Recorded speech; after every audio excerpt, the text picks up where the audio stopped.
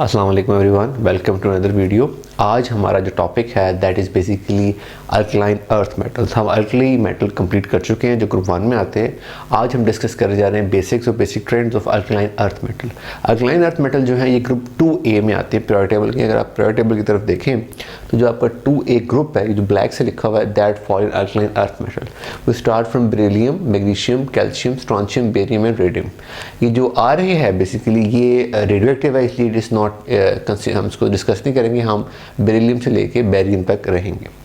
अगर इनकी ट्रेंड्स की बात की जाए तो एटॉमिक साइज या आयनिक साइज। एटॉमिक साइज का मतलब है कि बेसिक एटम का साइज, आयनिक का मतलब है उसका आउटरमोस्ट इलेक्ट्रॉन निकाल दें तो जो साइज बचेगा that would be ionic size. तो एटॉमिक साइज और आयनिक साइज दोनों they increase as we move down the group. वो इसकी वजह ये है कि जिस तरह हम डाउन द ग्रुप मूव करेंगे नया शेल ऐड होना शुरू हो जाएगा, बोथ आयनिक में भी और एटॉमिक साइज में भी। तो वो जो इनका साइज बढ़ना शुरू हो जाएगा। इनका साइज जो है वो ड्रास्टिकली बढ़ता है। अगर आप इसका ग्राफ देखें तो बेरिलियम के बाद एकदम ड्रास्टिकली साइज बढ़ना शुरू हो जाता है। उसकी वजह ये है कि नए शेल ऐड होते हैं और फिर मैग्नीशियम के बाद डी ऑर्बिटल भी ऐड हो जाता है, जिसकी वजह से इसका साइज एकदम बढ़ना शुरू हो जाता है।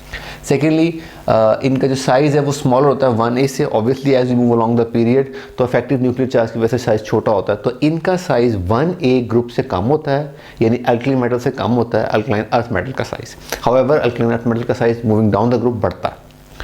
अच्छा, ये increase massively from beryllium to maximum. इसके आगे देखें जो इसका फर्दर ट्रेंड है that is ionization energy and electronegativity.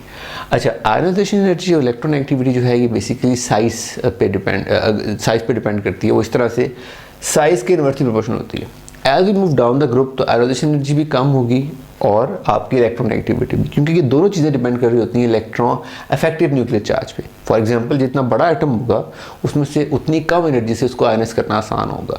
So ionization energy decrease as move down the group. Similarly effect electronegativity, ability to attract electron pair, वो भी तभी ज़्यादा हो सकती है जब इफेक्टिव न्यूक्लियर चार्ज ज़्यादा हो।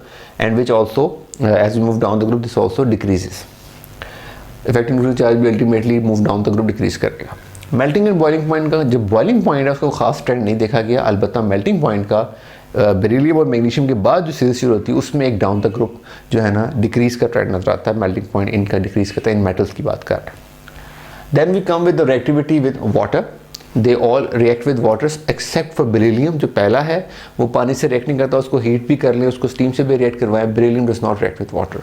हाउएवर बेरिलियम के ऑक्साइड आपको जो है ना हाइड्रोक्साइड फिर भी मिल जाएंगे। They can be made by some other methods. Magnesium react with water in case of steam only and it produces magnesium oxide and hydrogen.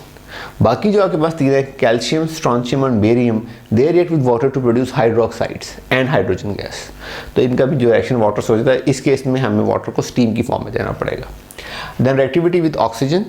Oxygen की दो टाइप्स होते हैं। यहाँ पे इस लेक्चर में हमने सिर्फ सिंपल ऑक्सीजन को डिस्कस किया हुआ है। आगे इंशाल्लाह हम परऑक्साइड, सुपर ऑक्साइड को डिस्कस करेंगे।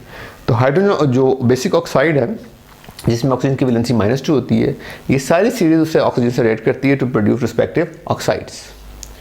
एंड जो है आपका ये सारे ऑक्साइड स्टेबल होते हैं। जो मैंने शुरू में बात की थी, बेरिलियम का ऑक्साइड बनाया जा सकता है बट वाटर से रिएक्ट करके नहीं बनाया जाता।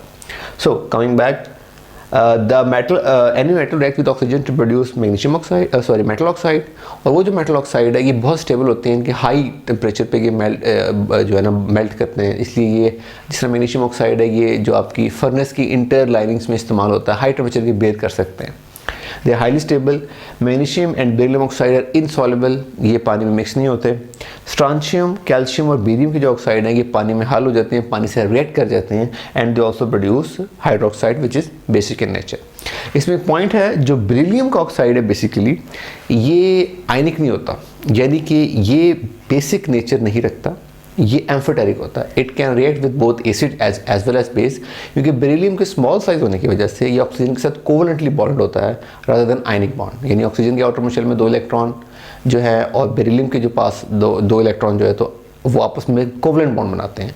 ऐसा नहीं है कि बेरिलियम अपने 2 इलेक्ट्रॉन लूज कर देता है, they basically make a covalent bond with oxygen. Beryllium oxide एक इंटरेस्टिंग बात, बेरिलियम ऑक्साइड का मेल्टिंग पॉइंट ज़्यादा है, ये कोवलेंटली बॉन्डेड। इसकी वजह ये है कि ये पॉलीमेरिक स्ट्रक्चर बनाता है।